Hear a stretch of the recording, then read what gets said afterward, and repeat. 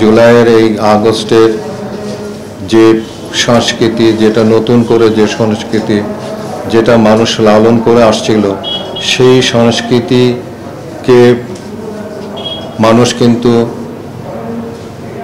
দেওয়ালের মধ্যে তাদের লেখার মাধ্যমে, তাদের চিত্র অঙ্কনের মাধ্যমে কিন্তু সেটি ফুটিয়ে তুলেছে। ডিসেম্বরের পরে যদি কোনো দেশে বিশৃঙ্খলা হয়, এটা দায় কার? যারা এই কথাটা বলেছে তাদের অফকোর্স তাদের দায় নিতে হবে যে বাংলাদেশে পলিটিক্যালি বিশৃঙ্খলা হবে। একজন অভিনেত্রী যদিও লিখেছেন যে খুবই নাকি দম বন্ধ করে একটা, মানে এখন আওয়ামী লীগ না থাকলে যদি কারো দম বন্ধ লাগে সেটা আলাদা প্রশ্ন। দিল্লির কিংবা ময়ূখ রঞ্জন না কি যেন নাম, কিংবা ওই যে পালকি শর্মা, তাদের মন খারাপ হতে পারে যে বাংলাদেশে কোনো রকম অপ্রীতিকর ঘটনা ছাড়া এত সুন্দর একটা নববর্ষ উদযাপন হলো এবং আওয়ামী লীগ ছাড়াই এটা সম্ভব। ঠিক আছে, তাহলে আপনি কিভাবে বলেন যে বাংলাদেশে এখন বিরাজনীতিকরণ প্রকল্প চলছে? এই ধরনের আন্ডারস্ট্যান্ডিং থেকে সরে আসা উচিত। আরেকটা জিনিস যেটা সরে আসা উচিত সেটা হচ্ছে এই গভর্নমেন্টকে অনির্বাচিত সরকার বলা। হ্যাঁ, এই সরকারের অনেক সমালোচনা আমি জানি যে এখানে আপনারা অনেকে করবেন, আমি নিজেও সারাদিনই করি, যদিও আপনারা মনে করেন যে এনসিপি হচ্ছে সরকার ঘনিষ্ঠ হওয়াটা খুব মানে না, খুব অপরাধ না। যদি একটা সরকার দেশের মানুষের পক্ষে থাকে এবং আমরা তাকে ক্রিটিক্যাল সমর্থন দিচ্ছি, আবার তার যে সকল কাজে ভুল আছে আমরা সেই ভুলগুলো সমালোচনা করছি। এই সরকার তো একটা এক্সেপশনাল সরকার, ফলে আমরা যদি সরকারের মানে পক্ষেও থেকে থাকি তাহলে আমরা বাংলাদেশের সবচেয়ে এক্সেপশনাল, সবচেয়ে গৌরবজনক সরকার, যার পেছনে বিপুল সংখ্যক মানুষের সমর্থন আছে, সেই সরকারকে সমর্থন করছি এবং করছি ন্যাশনাল ইন্টারেস্টের জায়গা থেকে, জাতীয় স্বার্থের কথা মাথায় রেখে। তাহলে এই সরকারকে সমর্থন করাটা আমাদের জন্য হচ্ছে এই মুহূর্তে একটা ন্যাশনাল ইন্টারেস্টের প্রশ্ন, কিন্তু আমরা মানে ব্ল্যাঙ্ক চেক দিতে চাই না এই সরকারকে যে আপনি যে কোনো কিছুই করতে পারবেন। এখন এই গণ অভ্যুত্থানের পরে এই সরকারের কিছু টাস্ক আছে, যে টাস্কগুলো আমি মনে করি রাজনৈতিক দল সহ সাংস্কৃতিক অঙ্গন সবাইকে এটা মানে সমর্থন করতে হবে আমাদেরকে অন্তত কিছু সময়ের জন্য। কিন্তু এই সরকারকে দয়া করে আপনার অনির্বাচিত সরকার বলবেন না। কেন অনির্বাচিত? বাংলাদেশে অনির্বাচিত সরকার কথাটা খুব সুনির্দিষ্ট মানে আছে। জনসম্মতিহীন অবৈধ সরকারকে বলা হয় অনির্বাচিত সরকার, যেমন ১/১১ সরকার, যেমন আওয়ামী লীগ সরকার। এই সরকার কিন্তু অবৈধ সরকারও না, এই সরকার আপনার জনসম্মতিহীন সরকারও না। এটা ঠিক যে এই সরকার ভোটের মধ্য দিয়ে আসে নাই, কিন্তু ভোটের মধ্য দিয়ে বাংলাদেশে যে যারা ক্ষমতায় আসে তারা 30 থেকে 35% লোকের ম্যান্ডেট নিয়ে আসে। আপনারা ইলেকশনের পরিসংখ্যানগুলো দেখতে পাবেন 91 সালের পর থেকে যারা 2/3 পেয়েছে সংসদে, তারা কত পার্সেন্ট ভোট পেয়েছে? 35 থেকে 37%। আর এই গভর্নমেন্টের পক্ষে এত কিছুর পরে এখনো পাবলিক সাপোর্ট আছে 70%-এর উপরে। তাহলে এই সরকার কেন অনির্বাচিত, কিংবা কেন অনির্বাচিত বলাটা তো আমি দেখতে পাচ্ছি যে বিনা সিক্রি বলে বেড়ান, ভারতের যে বিনা সিক্রি কিংবা ভারতীয় সেনাবাহিনী, যে আমরা নির্বাচিত সরকার আসার সম্পর্ক স্বাভাবিক করবো। দ্যাট মিনস এই সরকার অনির্বাচিত এবং আমাদের দেশে এখন একটা মানে অবৈধ সরকার চলছে, এই ধরনের অ্যানালজি। এই কথাগুলো থেকে আমি বারবার আহ্বান জানিয়েছি রাজনৈতিক দলগুলো যে আমরা আন্ডারস্ট্যান্ড যে আপনাদের নির্বাচন দেওয়ার চাপ থাকবে, নির্বাচনে যাওয়ার চাপ থাকবে, এগুলো কোনো অসুবিধা নেই, আপনার রাজনীতি আপনি করবেন, কিন্তু দয়া করে এই গভর্নমেন্টকে বা এই পরিস্থিতিটাকে বিতর্কিত করার কোনো দরকার আমি দেখি না। যে মানে নির্বাচনের দাবি জানাচ্ছেন এবং যে ভাষায় বলা হচ্ছে যে কাট অফ টাইম, এই যে কালচারের প্রশ্ন, এটা একটা কালচার যে আপনি বলছেন যে ডিসেম্বরের মধ্যে নির্বাচন না, December is our cut off time এবং এরপরে দেশে বিশৃঙ্খলা হবে। তাহলে যদি বিশৃঙ্খলা হয় ডিসেম্বরের পরে, যদি ধরা যাক সরকার ইলেকশনটা মার্চে নিয়ে গেল এবং ডিসেম্বরের পরে আপনি বললেন যে কাট অফ টাইম হচ্ছে ডিসেম্বর, তাহলে ডিসেম্বরের পরে যদি কোনো দেশে বিশৃঙ্খলা হয়, এটা দায় কার?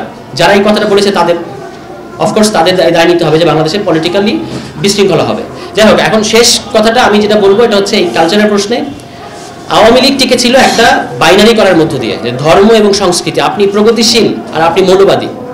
ধর্ম সংশ্লিষ্ট যে কোনো জিনিসকে আওয়ামী লীগ বারবার এটা দেখাতে চেয়েছে এবং তার এখানে ক্ষমতায় টিকে থাকার একমাত্র লজিক ছিল এটা যে আমাকে আমি ভোটের মধ্য দিয়ে ক্ষমতায় নাই, কিন্তু আপনারা আমাকে ক্ষমতা টিকিয়ে রাখবেন এই ইন্ডিয়া এবং আমেরিকা, কারণ হচ্ছে আমি এখানে জঙ্গিবাদ মৌলবাদকে দমন করছি। আপনারা যদি টাইম ম্যাগাজিনের ওই জানুয়ারি আগে, 24শে জানুয়ারি আগে টাইম ম্যাগাজিনের ফিচার দেখেন, সেখানেও শেখ হাসিনাকে অনেক সমালোচনা করার পরে একটা কথা বলা হয়েছে যে তিনি একটা কাজ কিন্তু করতে পেরেছেন, সেটা হচ্ছে জঙ্গিবাদকে দমন করতে পেরেছেন। এই ছিল শেখ হাসিনার ক্ষমতায় টিকে থাকার একটা লজিক। এবং ইন্ডিয়া এখানে সবসময় চেয়েছে যে সেকুলার বনাম ইসলাম এরকম থাকুক। 5 আগস্টের পরে তাদের কিছু ইন্টেলিজেন্স রিপোর্ট আমাদের কাছে পাকে চক্রে চলে এসেছিল, সেখানে আমরা দেখেছি তারা একটা জিনিসকে খুব ভয় পাচ্ছে, যে বাংলাদেশে ইসলামের যে মুক্তিদায়ী যে বয়ান, ইসলামের মধ্যে যে আপনার মজলুমের পক্ষে নিপীড়িতের পক্ষে থাকার যে বয়ানটা ইসলামের মধ্যে আছে, এটা আর এখানকার প্রগতিশীল যে অংশের মধ্যে সবসময় নির্যাতিতের পক্ষে থাকা যে বয়ান, এই দুটো যদি মিলে যায় তাহলে এটা ইন্ডিয়ার জন্য সবচেয়ে সমস্যা। তারা সবসময় চায় যে এটা বাংলাদেশে আলাদা থাকুক, ধর্ম বনাম সেকুলার, এই মারামারি আমরা আমাদের সাথে করতে চাই। এখন আপনি দেখবেন যে এখন আরেকটা দল এই বাইনারিটাই এখানে আবার নতুন করে চর্চা করতে চাচ্ছে। এটা কিন্তু ইন্ডিয়ান পলিটিক্স, আমাদের কখনোই উচিত হবে না। আমরা আমাদের সাথে আমাদের বিরোধিতা থাকবে, আমাদের প্রতিদ্বন্দ্বিতা থাকবে, সবই থাকবে, কিন্তু আমাদের মধ্যে আমরা একটা পলিটিক্যাল কমিউনিটি, এই 1,47,570 বর্গ কিলোমিটার, এখানে আমরা নিজেদের মধ্যে কতগুলো জিনিসের প্রশ্নে ন্যাশনাল মানে বিতর্কের ঊর্ধ্বে নিয়ে যাব। যেমন আপনি দেখবেন যে শেখ হাসিনাকে ইন্ডিয়া রাখতে হবে, এটা কংগ্রেসেরও পজিশন, এটা বিজেপিরও পজিশন। তাহলে আমাদের এরকম অভিন্ন পজিশনগুলো কোথায়?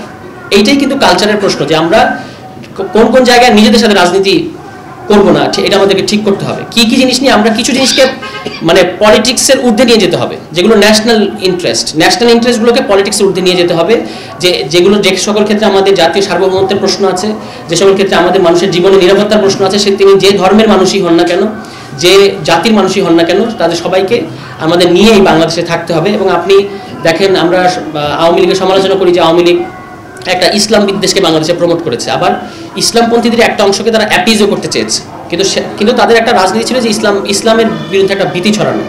শুধু সেটাই না, বাংলাদেশের অন্য জাতিসত্তার মানুষ আছে, তাদের ক্ষেত্রেও কিন্তু মানে আওয়ামী লীগ সবসময় কি করেছে যে আমরা বাংলাদেশের, আপনি এখনো কনস্টিটিউশন, যে কনস্টিটিউশন নিয়ে আমাদের এত প্রবল আপত্তি, সেখানে বলা হচ্ছে বাংলাদেশের জনগণ সবাই বাংলাদেশি আর নাগরিকরা সবাই বাঙালি, আপনাকে নাগরিক হতে হলে এখানে বাঙালি হতে হবে, ঠিক আছে?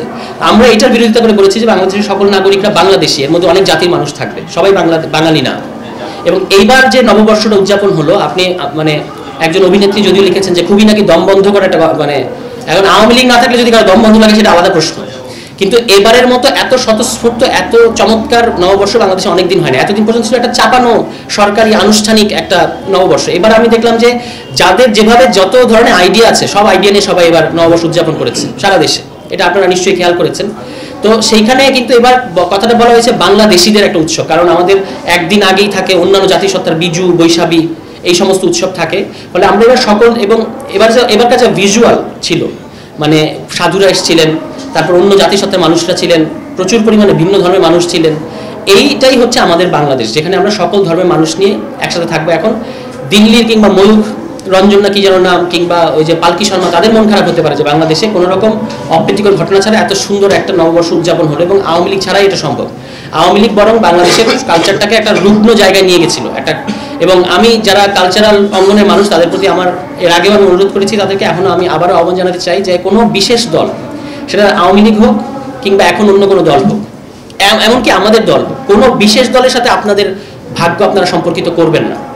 মানে আপনাদেরকে দেখতে হবে যে কি করলে আমি জনগণের সাথে কানেক্ট করাটা খুব ইম্পর্টেন্ট। একটা বিশেষ রাজনৈতিক দলের মতাদর্শ যখন প্রচার করাটা কাজ হয়ে যায় সংস্কৃতি কর্মীদের, তখন যেটা হয় যে ওই রাজনৈতিক দলের সাথে আপনার ভাগ্য জড়িয়ে যায়। ওই রাজনৈতিক দল থাকলে আপনি থাকবেন, ওই রাজনৈতিক দল না থাকলে আপনি থাকতে পারবেন না। এটাই এখন দেখেন অনেক কালচারাল অ্যাক্টিভিস্ট কিংবা অভিনেতা অভিনেত্রী নিয়ে যে জনগণের মধ্যে একটা প্রবল আপত্তি আছে, এটার উৎস কিন্তু এখানে। এজন্য আমি একজন কালচারাল অ্যাক্টিভিস্ট হিসেবে কাউকে একটা ভোট দিব, এটা কোনো বিষয় না, কিন্তু আমি দেখবো ন্যাশনাল ইন্টারেস্ট কোনটা, এটা দেখা উচিত হবে। এখানে আমাদের শ্রদ্ধেয় ইলিয়াস কাঞ্চন ভাই আছে, যার সিনেমা দেখতে দেখতে আমরা বড় হয়েছি। তো এই ধরনের যারা মানুষ, যারা মানে গত প্রতিকূল পরিবেশের মধ্যেও অবস্থান নিয়েছিলেন, দেখেন ওনার সাথে কি ঘটেছিল তো আপনারা জানেন, এই শাহজাহান টাজান এরা কি করেছে।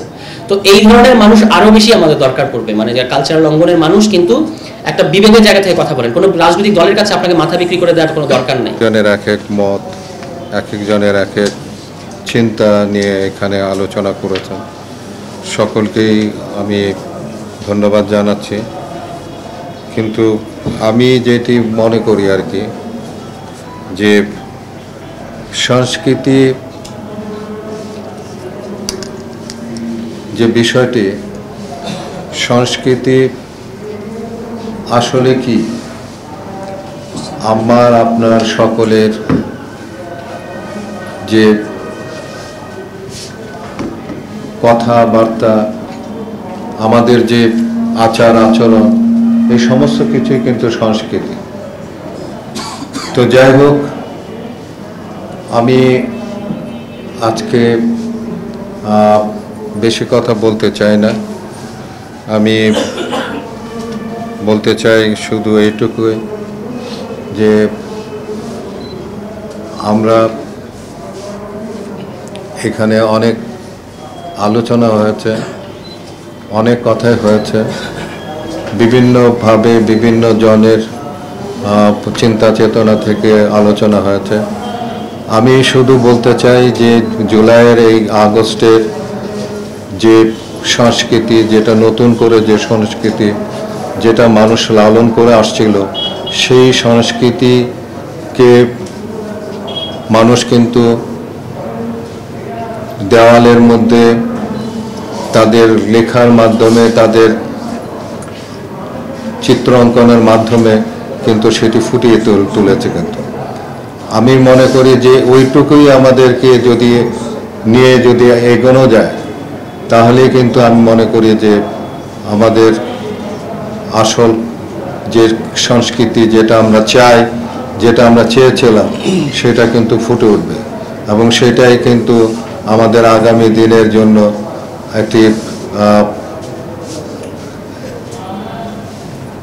একটি বিষয় হয়ে দাঁড়াবে।